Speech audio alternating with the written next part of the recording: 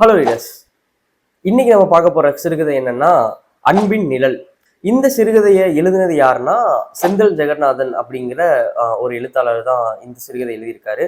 இவர் வந்து மொத்தமே ஒரு 2 சிறுகதை தொகுப்பு தான் போட்டிருக்காரு. அதுல மொத்தம் 2யும் சேர்த்தா ஒரு ஒரு 15 to 20 ஒரு 20 சிறுகதைகள் கிட்ட வரும்.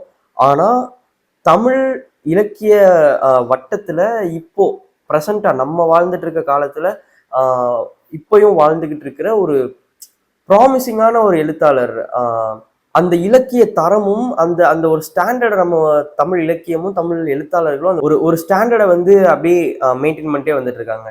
அந்த அந்த ஒரு இலக்கிய தரத்துக்கும் வாசகர்களோட அந்த அந்த எக்ஸ்பீரியன்ஸ், நம்ம வாசிக்கும் போது நம்ம எக்ஸ்பீரியன்ஸ் ஒன்று இருக்கும்ல, சே எவ்வளவு அழகா எழுதியிருக்காரு, சே இப்படிலாம் எழுத முடியுமா அப்படிங்கிற மாதிரி ஒரு வாசகனுக்கே தோண வைக்கிற அந்த ஒரு இலக்கிய தரமுடைய ஒரு படைப்பை இப்போ எழுதிட்டு இருக்கிற எழுத்தாளர்கள்ல வெகு சில பேர் தான் கொடுக்குறாங்கன்னு நான் சொல்லுவேன். ஏன்னா நீ என்ன அவ்வளோ பெரிய ஆளா, நீ என்ன எல்லாரையும் படிச்சிட்டியா, நீ என்ன எப்படி சொல்ற அப்படின்லாம் கேட்காதீங்க. நான் படிச்ச ஒரு சில பேர்ல எனக்கு ரொம்ப ப்ராமிசிங்கா அந்த இலக்கிய தரத்தை குறைக்காம வாசகர்களுக்கு அதே ஒரு ஒரு உயர்ந்த ஒரு அனுபவத்தை கொடுக்குற சில எழுத்தாளர்கள்ல செந்தில் ஜெகநாதன் அவரும் ஒருத்தர் நான் சொல்லுவேன். ஸோ இவருடைய அன்பின் நெல் அப்படின்ற கதையை தான் நான் இன்னைக்கு உங்களுக்கு சொல்ல போறேன். கதைக்குள்ள போலாமா?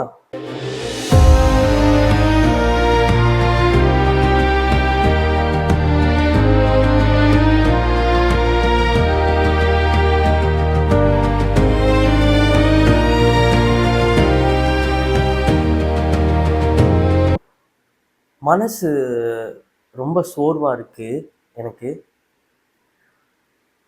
என் வாழ்க்கையில தடவையா பேசாம நம்ம குடிக்கலாமா, மது அருந்தலாமான்னு எனக்கு இப்ப தோணிட்டு இருக்கு. இல்லைன்னா இப்ப 5வது மாடியில தான் நின்றுட்டு இருக்கேன், பேசாம 5வது மாடியில இருந்து குதிச்சிடலாமா அப்படின்னும் கூட தோணிட்டு இருக்கு.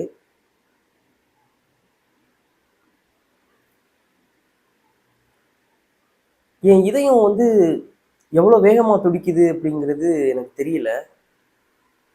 இதுக்கப்புறம் அது துடிச்சா என்ன, அது துடிக்கலனா என்ன? இப்பதான் நான் எங்க அப்பாவை கட்டி போட்டுட்டு வந்துருக்கேன். எங்க அப்பாவோட தொண்டை செருமலுக்கும் அவரு அவர் பார்க்குற அந்த முறைப்பான அந்த பார்வைக்குமே என்னோட பேண்ட்ல நான் வந்து ஒன்று கழிச்சிருவேன். அப்படிப்பட்ட பையன் எங்க அப்பாவை அழுத்தி பிடிச்சி அவர் அடிக்காத குறையா அவர் துள்றதை அப்படியே கட்டுப்படுத்தி அவரை வந்து கட்டிலோட சேர்த்து கட்டிட்டு வந்து உட்கார்ந்துருக்கேங்க. எங்க அப்பா ஒரு சுயம்புங்க. அவரு வந்து யாரோட உதவியிலையும் யாரும் காசு பணம் சேர்த்து வச்சும் அவர் வரல. அவர் வந்து அவரா உழைச்சு அவரா வந்தவர். அவர் நினைவு தெரிஞ்சதுலேருந்து அவருக்கு தெரிஞ்சது உழைப்பு மட்டும்தான். அவர் வந்த பிறகுதான் இப்போ நாங்க இருக்கிற இந்த எங்க வீடு, 2 காணி நிலம், அப்புறம் அந்த வாழைத்தோப்பு, அந்த பம்பு செட்டு, இதெல்லாம் அவரு உழைச்ச காசு தான். அவரா உழைச்சு அவரா செஞ்சது, அவரா அவருக்கு எல்லாமே செஞ்சுக்கிட்டார். இந்த ஊர்ல, எங்க ஊர்ல இந்த ஒன்னத்துக்கு உதவாம சுத்திக்கிட்டு இருக்க அந்த ஊர் சுத்திக்கிட்டு இருக்க பசங்கள்ட்டலாம் எங்க அப்பாவை தான் வந்து எடுத்துக்கட்டா சொல்லுவாங்க. ஆனா அவர் எப்பயுமே ஒரு மாதிரி கோபத்தோடய ஒரு மாதிரி கண்டிப்போடையும் தான் நான் இருந்து பார்த்துருக்கேன். அதுவும் என்கிட்ட வந்து ரொம்ப கண்டிப்பா இருப்பாரு. அதுவும் படிப்பு விஷயத்துல ரொம்ப கண்டிப்பா இருப்பாரு. ஒரு நாள் நான் சின்ன வயசுல உட்காந்து ஏதோ கிறுக்கிட்டு இருந்தேன், ஏதோ வரைகிறேன்னு சொல்லி ஆசைப்பட்டு ஏதோ பண்ணிட்டு இருந்தேன். பின்னாடி இருந்து என் முதுகுல ஓங்கி ஒரு உத விழுந்தது. பார்த்தா பின்னாடி அப்பா பெரிய கோபத்தோட நின்றுட்டு இருந்தாரு. அவர் முகத்தை நான் அவ்வளோ கோபத்தோட நான் பார்த்ததே கிடையாது இது வரைக்கும். அவர் மிதிச்சு என்ன அந்த பேப்பர் எல்லாம் எடுத்து கிழிச்சு என் முன்னாடியே நெருப்பு வச்சு கொளுத்திட்டார். அப்புறம் எங்க அம்மாவை பார்த்து சொன்னாரு, இதுக்கப்புறம் இவன் படிப்பை தவிர வேற ஏதாவது இந்த மாதிரி கிறுக்கிட்டு இருந்தான்னா அவனுக்கு அவ்வளவுதான் பார்த்துக்க அப்படின்னு கோபமா சொல்லிட்டு போயிட்டாரு. எனக்கு அடிக்கடி தோணும், ஒரு பையனோட ஆசைய புரிஞ்சுக்காத ஒரு அப்பா எப்படி ஒரு நல்ல அப்பாவா இருக்க முடியும் அப்படின்ட்டு. சில நேரங்கள்ல எங்க அப்பாவை நினைச்சு நானே பெருமைப்படுற மாதிரி நானே மனசுக்குள்ள நினைச்சிட்டு ஒரு ஒரு சின்ன ஒரு புன் சிரிப்பை சிரிக்கணும்னு சொல்லி நானும் அப்படியே கஷ்டப்படுவேன். ஆனா என் வாழ்க்கையில அது எதேச்சியா உள்ளூர அது ஒண்ணு அப்படி அப்படி ஒரு விஷயம் நடந்ததே கிடையாது. அன்னைக்கு ஒரு நாள் எங்களோட கலிய பெருமாள் மாமா வந்து டீ கடையில பார்க்கும்போது அவர் ஒண்ணு சொன்னாரு. நான்லாம் ஒரு 40, 50 வருஷமா குடிச்சிட்டு இருக்கேன்டா. ஆனா ஒரு 40, 50 வருஷமா குடிக்கிற குடிகார என்ன குடி குடிப்பானோ அது உங்க அப்பா 4, 5 வருஷத்துல குடிச்சிட்டான் அப்படின்னு அவர் சொல்லும்போது எனக்கு அப்பா எவ்வளோ அதுக்கு வந்து அடிமையா இருக்கிறாரு, அது அது எவ்வளவு பாதிப்பு ஏற்படுத்தி இருக்குன்றது எனக்கு அப்பதான் புரிய வந்தது. எல்லாம் கடன்.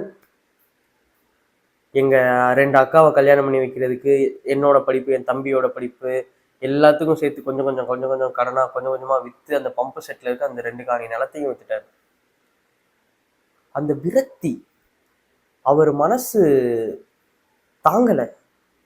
அவர் கஷ்டப்பட்டு உழைச்சு சேகரிச்ச உழைச்சு சேர்த்த அந்த சொத்தை அப்படி விட்டு போனது அவருக்கு அந்த அந்த விரக்தியில அவருக்கு வந்து அவர் தேடி போன அந்த இடம் தான் அந்த மது குவளை. அந்த குவளைக்குள்ள அவர் விழுந்தாரு. அதுக்கப்புறம் அவரை எங்க யாராலையும் அந்த குவளையில இருந்து மீட்டெடுக்கவே முடியல. ஆனா இப்பெல்லாம் நிலைமை நல்லா தான் இருக்கு. நானும் நல்லா சம்பாதிக்கிறேன். நான் இப்போ வந்து ஒரு ப்ராஜெக்டுக்காக சான் பிரான்சிஸ்கோ போறேன். ஆனா அங்க போயிட்டேன்னா நான் இப்போ வாங்கிட்டு இருக்க ஊதியத்தை விட ஒரு 30% அதிகமாவே கிடைக்கும். என் தம்பியுமே சொல்லிக்கிற அளவுக்கு ஒரு நல்ல சம்பளம் தான் வாங்கிட்டு இருக்கான். நானும் அம்மா கிட்ட சொல்லி எவ்வளவோ சொல்லி பார்த்துட்டோம். அம்மா கிட்ட சொல்லி அப்பா கிட்ட சொல்லி நல்லா சம்பாதிக்கிறோமா, திரும்ப அந்த நிலத்தையும் அந்த இதையும் வாங்கிடலாம், திரும்ப மீட்டுடலாம் அப்படின்னு சொல்லி நான் அம்மாட்ட சொல்லியிருக்கோம். அம்மா கிட்ட சொல்ற மாதிரி அவருக்கும் கேட்குற மாதிரி சொல்லியிருக்கோம். ஆனா அந்த பேச்செல்லாம் அவரோட காது வரைக்கும், என் தோள்பட்ட வரைக்கும் கூட போய் எட்டி பார்க்கல. அவரு கொஞ்ச நாளைக்கு அப்புறம் திடீர்னு நான் சாவ போறேன் அப்படின்னு சொல்லிட்டு திடீர்னு பால்டாயில எடுத்து குடிக்கிறது, திடீர்னு பூச்சி மருந்து எடுத்து குடிக்கிறது, அந்த பூச்சிக்கொல்லி வயலுக்கு வச்சிருக்க பூச்சிக்கொல்லி எடுத்து குடிக்கிறது. கரெக்டா நாங்க நாளைக்கு ஊருக்கு போறோம் அப்படின்னா அதுக்கு முந்தின நாள் ஏதாவது ஒண்ணு சொல்லிடுவாரு. நான் இனிமே வீட்டுல இருக்க மாட்டேன், சாக போறேன் அப்படின்ற மாதிரி சொல்லிடுவாரு. நாங்க அவர் பின்னாடியே அன்னைக்கு ஃபுல்லா சுத்த வேண்டியது இருக்கும். ஏதாவது பண்ணிடுவாரோ, அப்பாவுக்கு ஏதாவது ஆயிருமோ அப்படின்னு சொல்லிட்டு. இது வாடிக்கையாயிருச்சு. எந்த அளவுன்னா என் தம்பியோ நானோ யாரோ ஒரு ஆள் மாத்தி மாத்தி இருந்துகிட்டே இருக்கணும் வீட்டுல. நான் லீவ் போட்டு வருவேன் கொஞ்ச நாள், அதுக்கப்புறம் திரும்ப நான் ஊருக்கு போய் வேலை பார்ப்பேன், அவன் வருவான். அந்த மாதிரி மாத்தி மாத்தி யாராவது ஒரு ஆள் வீட்டுல இருந்துகிட்டே இருக்க மாதிரிதான் அப்பா வச்சுக்கிட்டாரு எங்களை. ஒரு நாள் நாங்க 2 பேருமே வீட்டுல இல்லை. என்ன நினைச்சாரோ அப்பா திடீர்னு ரேஷன் கடையில வாங்கிட்டு வந்த மண்ணெண்ணெயை எடுத்து மேல ஊத்திட்டு தீப்பெட்டியை தேடிக்கிட்டு நின்றுட்டு இருந்தாரு. அப்புறம் அம்மா தான் கத்தி ஊரை கூட்டி அவங்கள காப்பாத்துனாங்க. இந்த அளவுக்குலாம் அவரு ஒரு காலத்துல பண்ணிட்டு இருந்தாரு. இந்த மாதிரி அவரு செஞ்ச விஷயங்கள் எல்லாம் எக்கச்சக்கமா அப்படியே வரிசையா சொல்லிக்கிட்டே போனான். அவ்வளவு பண்ணியிருக்காரு. இதுக்கு நடுவுல தோணும், இப்படி இருந்து எல்லாரையும் கஷ்டப்படுத்துறதுக்கு அவர் செத்த தொலைஞ்சிருக்கலாமேன்னு. ஆனா என்ன செய்ய, அப்பா ஆயிட்டார்ல. நான் ஏதோ இப்படியே நினைச்சிட்டு உட்காந்துட்டு இருந்தேன். அப்பதான் அந்த நர்ஸு, கேரளா நர்ஸு ஃபோன் அடிக்கிறது கேட்டுச்சு. எடுத்து சலிப்பா வரேன் அப்படின்னு சொல்லிட்டு கீழே போனேன். அப்பா வந்து குழந்தை மாதிரி தூங்கிட்டு இருந்தாரு. அந்த நர்ஸை பார்த்து சாரி சிஸ்டர் எதுவும் நினச்சிக்காதீங்க அப்படின்ற மாதிரி சொல்லும்போது அவங்க கல்லங்கப்படம் இல்லாத அந்த சிரிப்போட இதுல என்ன இருக்கு, இதுல ஒன்றும் இல்லை, பேஷண்ட் தான் நமக்கு முக்கியம் அப்படிங்கிற மாதிரி அவங்க பெருந்தன்மையா சொல்லிட்டு போயிட்டாங்க. ஆனா அப்பா அவருக்கு செஞ்சதோ மன்னிக்க முடியாத ஒரு பெரிய ஒரு தப்பு. அவர் வந்து சேர்த்திருக்காங்க, அவர் பால்டாயில் குடிச்சிட்டாரு, வந்து சேர்த்திருக்கோம். நர்ஸ் யாரையுமே கிட்ட விடல. நர்ஸ் வந்து அவங்க நர்ஸுக்கு மருந்து கொண்டு வந்த அந்த அந்த அந்த ஸ்டீல் பிளேட்டை புடிங்க அவங்களே அடிக்கிறாரு. தகாத வார்த்தையில அப்படியே வசவு சொற்களாம் அங்க இருக்க எல்லாரையும் திட்டுறாரு. யாருனாலையும் கேட்க முடியாத வார்த்தைகள்லாம் பயன்படுத்துறாரு. அந்த வார்டு அவரை கட்டுப்படுத்துறதுக்கு வரும்போது அந்த குளுக்கோஸ் ஸ்டாண்ட் எடுத்து அந்த வார்டு அடிக்கிறாரு. துள்றாரு, என்னை விடுங்க என்னை விடுங்க அப்படின்னு சொல்லிட்டு. அந்த இடத்துல யாராலையுமே அவரை கட்டுப்படுத்த முடியல சுத்தமா.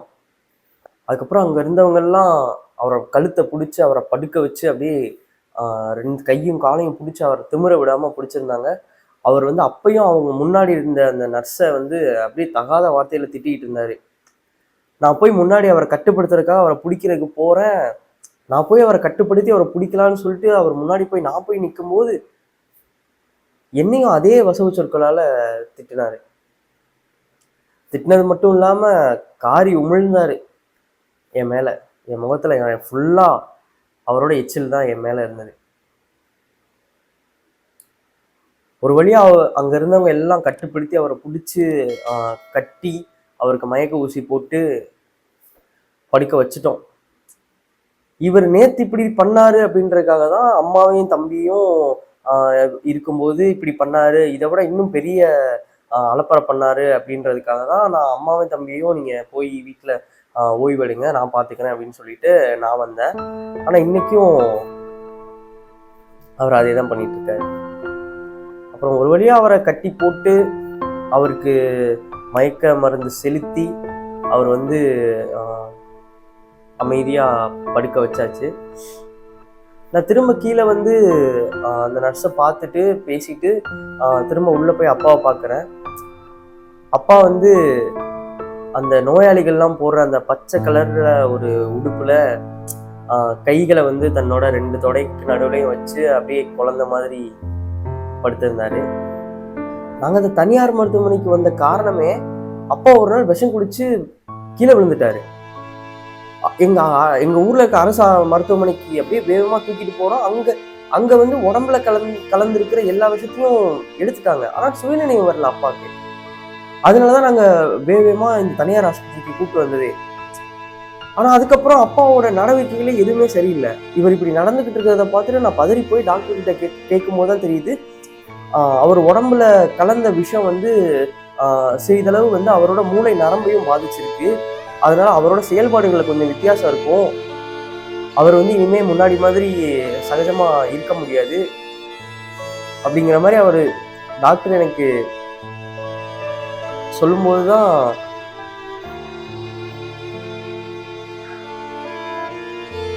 என் கண் அப்படியே கலங்கிடுச்சு. அப்படி ஒரு சொன்னதுக்கு நான் டாக்டர் கிட்ட கேட்டேன், அப்பாவுக்கு பைத்தியமா டாக்டர்? அவர் வந்து ஒரு மனநலம் சரியில்லாத ஒரு ஆளு இப்போ அப்படிங்கிறத ஏத்துக்கிறதுக்கே மனசு வந்து ஒத்துக்கல. எனக்கு வந்து அப்பாவை தொடரும் போல இருந்தது. நான் கிட்ட போனேன். அவர் கைகளையோ இல்லை நெற்றியோ தொடலான்னு சொல்லி கைய நீட்டினேன். அப்புறம் எனக்குள்ள ஏதோ ஒரு பயம், கைய டக்குன்னு எடுத்துக்கிட்டேன். இது வரைக்கும் அவர் மேல இருந்த அந்த வெறுப்பெல்லாம் அப்படியே மறைஞ்சு போய் என் வாழ்க்கையில வெறுக்கவே முடியாத ஒரு ஆளா அவர் அங்க படுத்திருந்தாரு. எனக்கு ஏதோ அப்பாவுக்கு முத்தம் கொடுக்கணும் போல இருந்தது. பயந்து பயந்து அவர் நெத்தியில ஒரு முத்தம் கொடுத்தேன். என்னோட வாழ்நாள்ல இதுவரைக்கும் நான் எங்க அப்பாவுக்கு கொடுத்த முதல் முத்தம் அதுதான்.